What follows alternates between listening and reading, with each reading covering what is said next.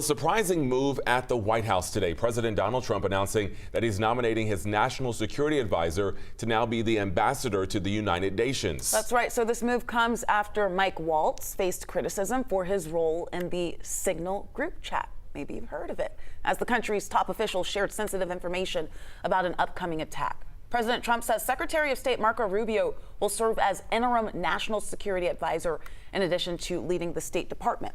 Well, the president's first pick for UN ambassador was New York Congresswoman Elise Stefanik, but she was asked to return to Congress because of the small majority Republicans hold in the House.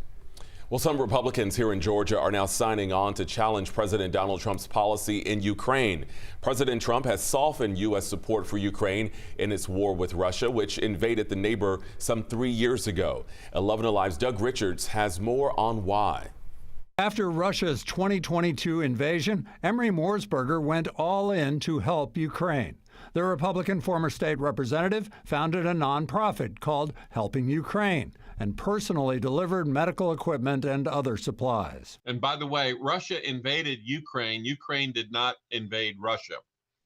And I basically decided I wanted to do whatever I could to help them. Morsberger was way ahead of a group of fellow Republican activists now forming to try to persuade President Donald Trump to be emphatically supportive of Ukraine in its crippling war with Russia. And the fact that Putin is lying to him and taking advantage of him, it is recognized by thinking people, including thinking Republicans.